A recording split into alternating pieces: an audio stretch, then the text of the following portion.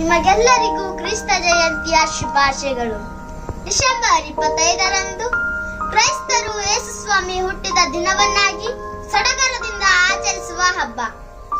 ಈ ದಿನ ದೇವಪುತ್ರ ಯೇಸು ಮನುಷ್ಯನಾಗಿ ಜನಿಸಿದ ದಿನ. ಕ್ರಿಸ್ತ ಜಯಂತಿಯನ್ನು ನಾವು ಕ್ರಿಸ್ಮಸ್ ಎನ್ನುತ್ತೇವೆ. ಧರ್ಮಸಭೆಯಲ್ಲಿ ಕ್ರಿಸ್ಮಸ್ ಹಬ್ಬದಂದು 3 ಬಲಿ ಪೂಜೆಗಳನ್ನು ಅರ್ಪಿಸುವ ಸಂಪ್ರದಾಯವಿದೆ. ರಾತ್ರಿಯ ಪೂಜೆ ದೇವದೂತರ ಪೂಜೆಯನ್ನು ಕರೆಯುತ್ತಾರೆ. ಮುಂಜಾನೆಯ ಪೂಜೆಯನ್ನು ಕುರಿ ಗಾಹಿಗಳ ಪೂಜೆಯೆಂದು ಹಾಗೂ ಹಗಲಿನ ಪೂಜೆಯನ್ನು ರಾಜರ ಪೂಜೆ ಎಂದು ಕರೆಯುತ್ತಾರೆ. ಕ್ರಿಸ್ಮಸ್ ಹಬ್ಬದ ಸಿದ್ಧತೆಯನ್ನು ಆರಂಭದಿಂದ ಹಿಡಿದು ಕೊನೆಯವರೆಗೂ ಎಲ್ಲರ ಕಣ್ಮುಂದೆ ಬರುವ ವ್ಯಕ್ತಿ ಸಂತಾ ಕ್ಲಾಸ್. ಅವರನ್ನು ಕ್ರಿಸ್ಮಸ್ ತಾತ ಎಂದು ಸಹ ಕರೆಯುತ್ತಾರೆ. ಕೆಲವರು ಸಂತಾ ಕ್ಲಾಸ್ ಅವರನ್ನು ಉಡುಗೊರೆ ಹೊತ್ತು ತರುವ ಮಾಯಾ ವ್ಯಕ್ತಿ ಎಂದು ಕರೆಯುತ್ತಾರೆ. ಇವರು ಬಡವರಿಗೆ ಹಾಗೂ ನಿರ್ಗತಿಕರಿಗೆ ಬೇಕಾದ ಅಗತ್ಯ ವಸ್ತುಗಳನ್ನು ಕೊಡುಗೆಯ ರೂಪದಲ್ಲಿ ನೀಡುತ್ತಾರೆ ಎಂಬ ನಂಬಿಕೆ ಇದೆ.